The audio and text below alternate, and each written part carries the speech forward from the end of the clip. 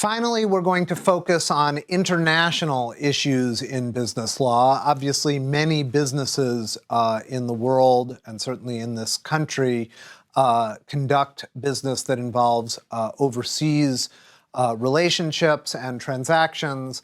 And so we need to look at the business environment on the international scene. So first of all, there are treaties, and the Constitution makes treaties the supreme law of the land, just the same way it makes the Constitution and federal statutes the supreme law of the land under the Supremacy Clause that we discussed in an earlier module. So treaties have to be adopted by the president with the advice and consent of at least 2/3 of the Senate. And treaties regulate many international business transactions. We have bilateral treaties, which are treaties entered into between two nations, and we have multilateral treaties, which refer to treaties among multiple parties. We also have bilateral investment treaties specifically, which refer to treaties between two nations about investment issues. And indeed, the U.S. has a bilateral investment treaty program that aims to coordinate efforts to provide protection for the investment interests of U.S. citizens doing business in foreign countries, and also improve investors' access to foreign markets. So the U.S. negotiates the bilateral investment treaties based on a model form, and then the form gets used over and over in multiple countries. The United States also enters into bilateral tax treaties, which are aimed at addressing the manner in which taxes imposed on various business operations will be allocated between the two countries. Now, separate from the treaties, we have other legal instruments that affect the work abroad. We have the Foreign Sovereign Immunities Act, for example, and under that act, federal and state courts do not have jurisdiction over cases against a foreign nation. However, for certain forms of commercial activity, nations won't be immune under the Foreign Sovereign Immunities Act. So, for example, if the suit involves commercial activities that occurred in the U.S., actions in the U.S. based on commercial activities abroad, or commercial activities abroad that have a direct impact on the U.S., in that case, foreign nations might be held liable for commercial activities that have a substantial impact on U.S. interests. Now, turning to trade regulations, various statutes regulate trade exports. That's goods created in the U.S. and shipped and sold in other countries. There's the Export Trading Company Act, which actually encourages the exportation of American goods and creates the Department of Commerce, which works on helping American businesses sell abroad. So there's the Export Administration Regulations, known as the EAR, and that regulates exports and issues licenses for exports that are subject to these controls.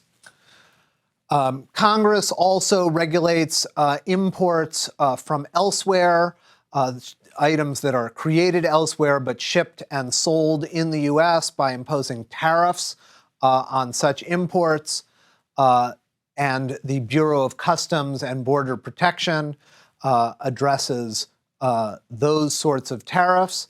On the other hand, to increase trade between America and certain other countries, the U.S. often has entered into free trade agreements which eliminate or reduce tariffs on goods being imported from such countries. The North American Free Trade Agreement, NAFTA, is probably the most famous, but there are other free trade agreements as well. The World Trade Organization, or WTO, is an international body that seeks to promote fair trade, and over 150 countries, including the U.S., belong to the WTO, and the WTO helps countries both negotiate the development of trading rules and principles and also is involved in adjudication of trade disputes and actually issues rulings in various trade disputes. The rules are based on what's called the GATT, the General Agreement on Tariffs and Trade, which was enacted originally in 1948 and has been amended since then. And those rules guide the WTO agreements regarding how members should conduct trade. And in particular, the idea is members should not discriminate between trading partners by providing special favors to particular countries or their products. They can't discriminate against foreign products versus their own. They have to treat all products within their borders equally. That's known as national treatment. They have to give beneficial treatment, actually, to less developed countries. And they have to make their trade rules transparent. And so the WTO would adjudicate disputes when one country thinks another one has violated one or more of those principles. Another regulation of business practices in foreign countries is the Foreign Corrupt Practices Act, which prohibits companies from seeking to bribe foreign officials in order to obtain business advantage. It's a statute that has grown in increasing importance because many things can be counted as bribes. And so companies that do a lot of business abroad generally have large compliance units that look at whether a particular way of conducting business abroad might run afoul of the Foreign Corrupt Practices Act. And finally, businesses are interested in economic growth and development, and so a significant component of international law is looking at providing financial and other assistance to developing countries and emerging markets in order to promote economic growth and stability. And the most famous three organizations that are intended to do that are the World Bank, which includes 180 members, including the United States, to provide financial assistance to developing countries, the International Monetary Fund, which provides funds for countries who are experiencing financial difficulties, and the Organization for Economic Cooperation and Development, known as the OECD, which seeks to promote market economics and democratic governments around the world and provide a forum for addressing economic, social, and other issues that impact the international community.